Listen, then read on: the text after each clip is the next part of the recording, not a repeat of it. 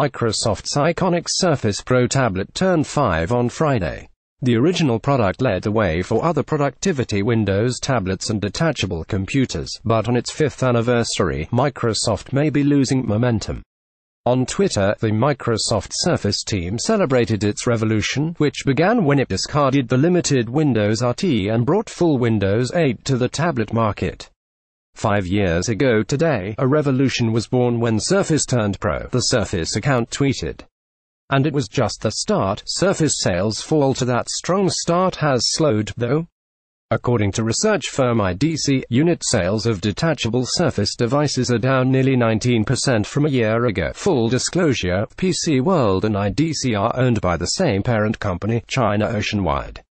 IDC's report, which analyzes the state of the convertible and slate market, shows an industry dominated by the high volumes of Android and iOS tablets sold by Apple, Samsung, and other vendors.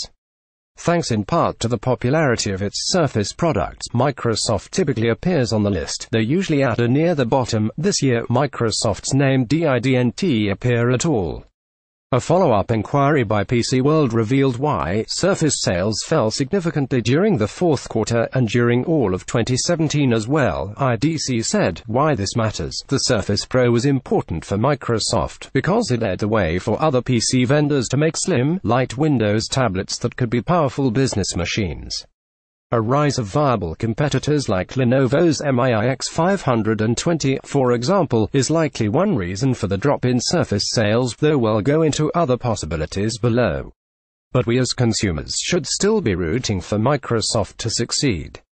The company is one of the few willing to risk launching new products into new categories. Microsoft Surface, caught up in tablet troubles. Microsoft sold 748,000 Surface devices during the fourth quarter, a drop of 18.8% compared to the fourth quarter of 2017, according to Lauren Guenver, a senior research analyst for IDC's device group.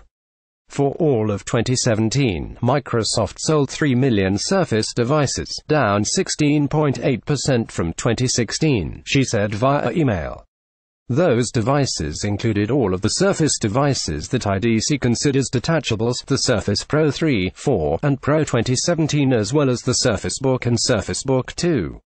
IDC excludes the Surface Studio and Surface Hub, two niche Surface products, as well as the Surface Laptop, which isn't are detachable. It's worth noting that overall tablet sales are down, too, though not by as much. In all, the market dropped 7.9% in 2017, IDC said. IDG, Mark Hartman's stunning products like the Microsoft Surface Book 2 don't come cheap, which might have impacted sales. A closer look at the numbers reveals that Microsoft isn't struggling alone, and even has reason to be optimistic. According to IDC, Microsoft is still the 6th largest tablet vendor, trailing companies like Apple and Amazon, which sold 13.2 million iPads and 7.7 million Fire tablets, respectively. But Apple's iPad sales were essentially flat, and Amazon's nearly doubled. Fire tablet sales were fueled by dirt cheap prices. Samsung, which has done well in the tablet market, saw unit sales fall by 13%. IDC's tablet numbers are dominated by Android vendors. Microsoft still ranks second in the true convertible market as defined by IDC, while the leader is Apple's iPad Pro. Detachables make up just 14% of the total tablet market currently, according to IDC, and are expected to grow over time. As to why Microsoft's Surface has struggled, Guenver gave several reasons. For one, she said, no one expected that tablet owners would treat them like laptops, buy one, and then hold on it for close to 4 to 5 years, rather than exchange them every couple of years as smartphone owners do. But Guenver also zeroed in on the lack of significant change within Microsoft's individual Surface lines, one reason why PC World knocked down the Surface Pro 2017 refresh versus its competition. I think Microsoft's struggle mostly comes down to the product refresh cycle, which has been uneven, and the fact that the new generation of products don't appear very different to the previous generation, she said. Mark Hartman, IDG, which Surface Pro is which? If consumers can see the difference, maybe there's less reason to pull out the wallets, too. Microsoft representatives declined to comment. During a recent conference call, company executives largely glossed over the performance of the Surface lineup, noting that unit sales had decreased, but that revenue had increased by 1%.